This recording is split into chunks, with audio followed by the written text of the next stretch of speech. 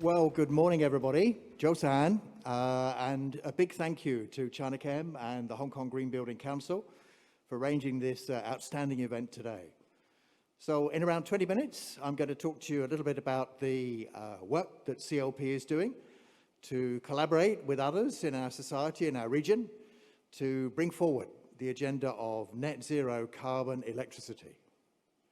So to begin. So a little bit of a background to those who are not familiar with CLP. Founded more than 100 years ago, headquartered in Hong Kong. We have investments right across Asia. And our purpose is to provide sustainable energy solutions and create value for our shareholders, our customers, and the wider community. So move on from the commercial, a little bit about how we're structured. Our main business is here in Hong Kong, but we have significant investments in the mainland. We also have a large renewable energy portfolio in India. We have investments in Southeast Asia and Taiwan, and a very large generation and retail business in Australia. So CLP in Hong Kong, we have transmission and distribution and customer service for electricity, which we own 100% of. And our generation business here in Hong Kong is held through CAPCO, where we are partners, the majority partners, with China Southern Grid International. Now, CLP Group is one of the first investor-owned businesses in the Asia Pacific to set out a climate vision as early as 2007. And we've been strengthening our targets every 5 years. And you can see the chart shows the carbon intensity of our generation portfolio, our supply of energy to our customers, reducing from 0.8 kilograms of CO2 per kilowatt hour right the way down to net zero by 2050. Now that is a formidable challenge, but we're confident that we can work together with others in the community, with governments, regulators, and our customers to get there. So as I've said, we look at those targets every 5 years, and we introduced a new vision in 2020. Look ahead, though, you can see the carbon intensity drops quite quickly to 0.3 in 2030 and to 0.1 in 2040. So we think net zero in 2050 for electricity supply can be done. Now, to do that, we need to phase out our coal assets, to work with our customers to promote energy efficiency, to invest in more clean energy sources, to regularly strengthen our own targets, and to look at opportunities where we can help other sectors complete their own journey too. So in the past, electricity has been seen as the problem. Actually, as an enabler for decarbonisation, as we reduce the carbon intensity of electricity, it is now beginning to seem that electricity is in fact the solution. So a little bit of local context. Both China as a whole and Hong Kong have set clear climate targets. Now we need rapid transformation across all systems, as we've heard from our earlier speaker this morning, to avoid the worst of the climate impacts. For the mainland, the target is clear. CO2 emissions should peak before 2030, and carbon neutrality should be achieved by 2060. Now, in Hong Kong, the government set a target of reducing carbon emissions by 50% by 2035, based on the 2005 level, and to achieve carbon neutrality before 2050. And as Bernadette mentioned this morning, last year, the government published the Climate Action Plan. So let's have a look at that Climate Action Plan in a little bit more detail. It's actually a very useful guide for all sectors of the economy to look at how they can work together to help our decarbonisation. So taking electricity generation, no coal for electricity generation by 2035. And CLP has already reduced its coal for generation very significantly in the last few years. Today, about 1/3 of our electricity supplied to this building is already zero carbon. 50% more is from low carbon gas. The balance is from coal and a remaining number of other sources, which I'll talk a little bit more about in a second. By 2035, we will make that proportion of zero carbon energy, double what it is today, between 60 and 70%. And then by 2050, we need to make sure it is 100% zero carbon energy, and we're confident that we can deliver that. For renewable energy, the target the government has set by 2035 is between 7.5% and 10% of the electricity we supply coming from renewable sources. And government has set an ambitious up to 15% subsequently. Now, that RE potential is made up from a number of different sources. You can see on the right-hand side of the screen, we have wind at about 3.5% to 4%, waste to energy at 3% to 4%, solar at 1% to 2%. That's how we get to the 7.5% to 10% target. But it will take cooperation and innovation to achieve these numbers. Today, our carbon footprint in Hong Kong is about 0.3738 kilograms per kilowatt hour of CO2. If you work through the numbers in the Climate Action Plan, you'll see that CLP's target for 2035 is 0.12 to 0.16. That's a pretty low carbon footprint in just over 10 years. So actually, balance amongst a number of critical energy policy objectives is key. So caring for the environment is the focus for today, in this room and online. But actually, it wouldn't be much of a conference if suddenly today the power went out. People online wouldn't be able to see what's happening. We would have to leave the building. So reliability and a safe supply is also very important to moving forward. A reasonable tariff is the third part of the internationally acknowledged energy trilemma. In other words, three elements that we have to work together to make sure we keep in balance. In general, caring for the environment can cost a little bit more. So we need to be mindful of the impact on tariff to try and do that in the most economically efficient way that we can. Some forms of renewable energy are by their own nature intermittent. So, for example, the peak demand that CLP Power experiences in its system is generally at night, and solar power will not on its own help us meet that demand. So we need to keep all three factors in balance if we're actually going to get to where we need to be by 2050. Now let's have a look at the emissions in Hong Kong. So the chart on the left is based on the greenhouse gas emissions official data published by the government, and it's up to date at June 2020. And I show you two levels of carbon emissions, 2014 and 2020. And with the government's support, we moved to having 50% of our generation from natural gas in 2020. And that enabled us to significantly reduce our carbon emissions here in Hong Kong. So the power sector is now responsible for around 60% of emissions. You can see the difference between the two charts that we've made. But we also need to tackle the other sectors. Overseas experience suggests that if energy decarbonises, the other sectors soon become the largest greenhouse gas emitters. So if you look at the UK Parliament, it has a special committee on climate change. Their recent report shows that actually transport is one of the largest carbon emitting sectors in the UK economy right now. Buildings are also important. So we have to work right across the economy together to get to where we need to get to. On the right-hand side, we shouldn't forget that actually Hong Kong enjoys remarkable reliability. I think Professor Tai hopefully will have gone offline now, because I can say it's a bit better than Singapore. It's much better than London. It's better than Sydney and much better than New York.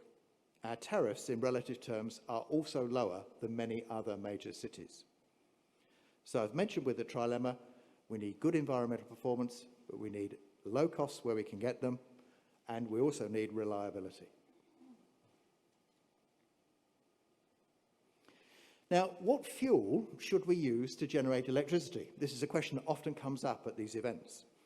So I've put together something of a subjective chart in terms of how the community tends to regard the different options that we have.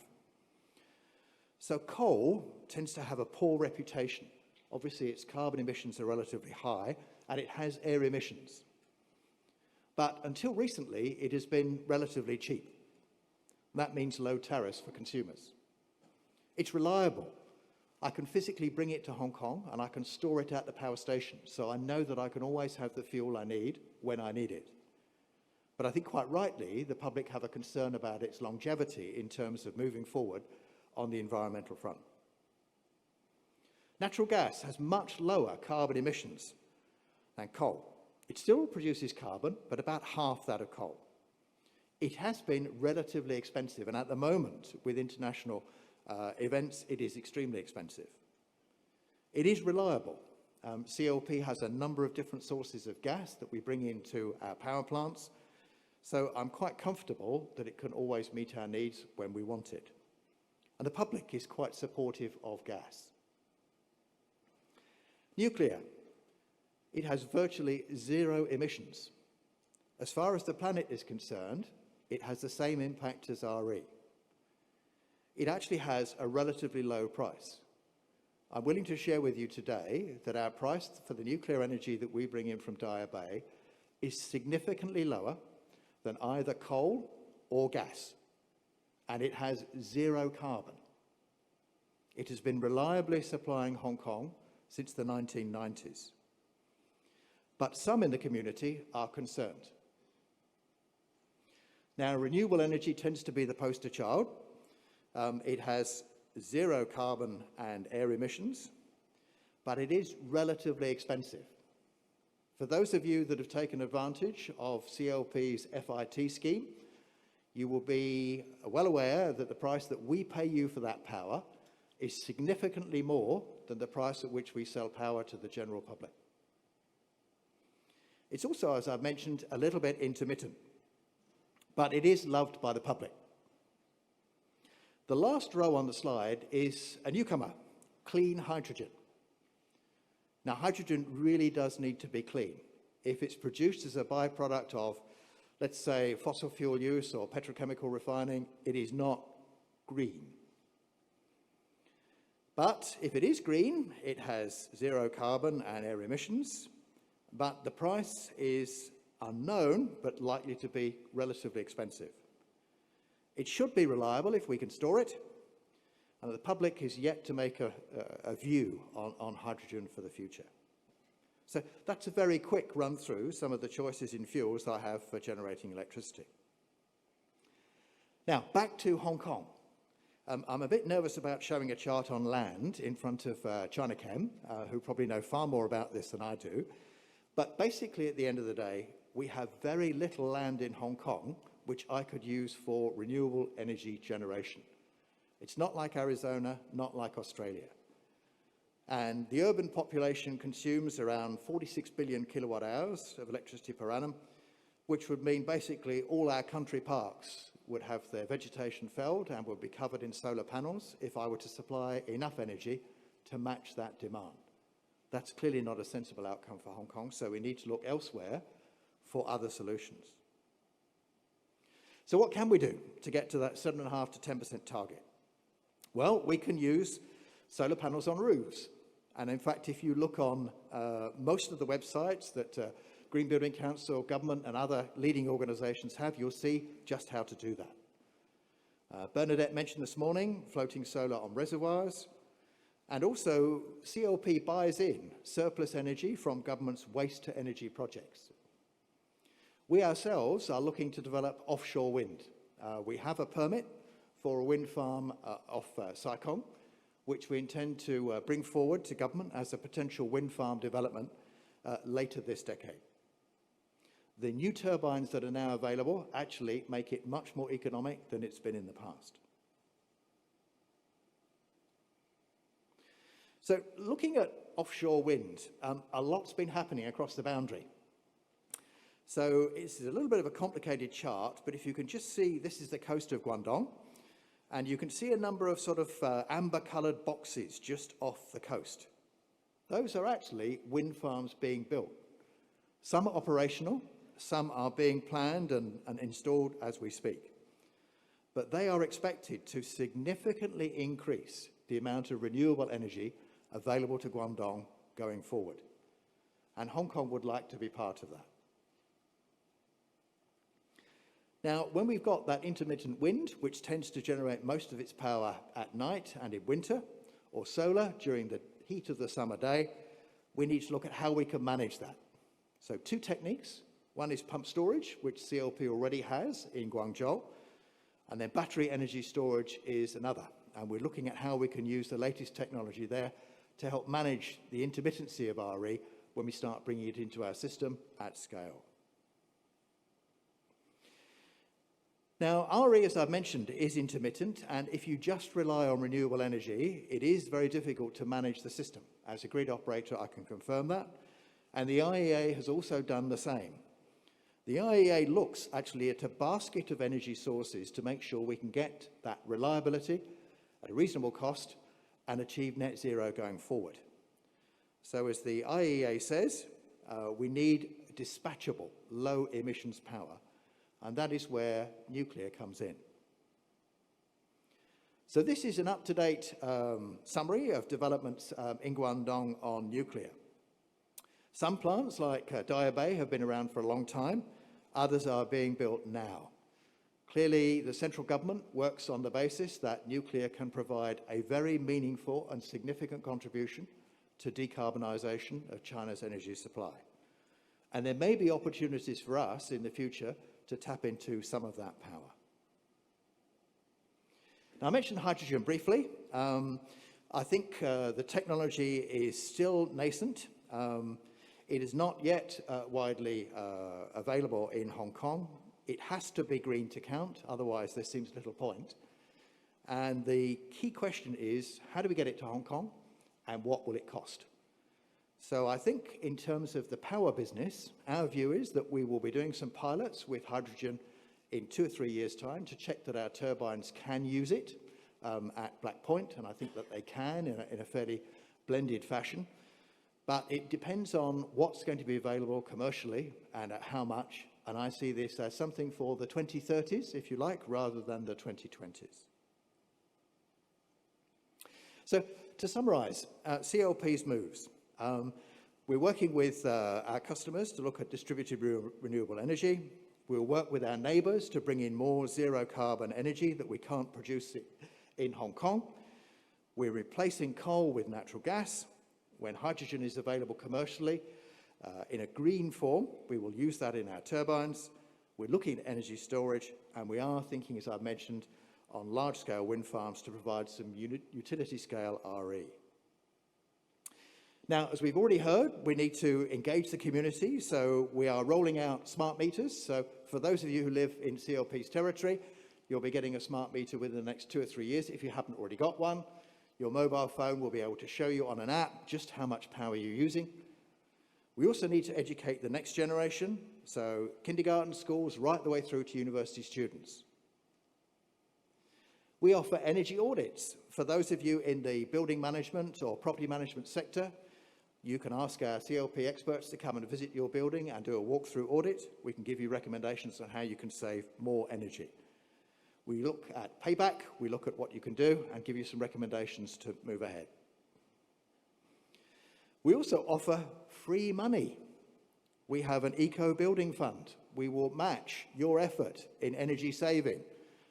So please look on CLP's websites. If you haven't got time to take a photograph of the screen today, free money is available.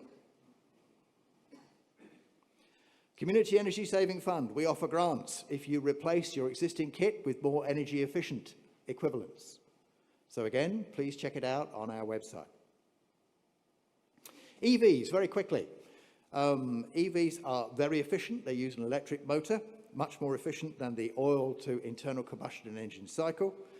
They're also more efficient than fuel cell vehicles, just by the nature of a simple green electricity battery-powered car.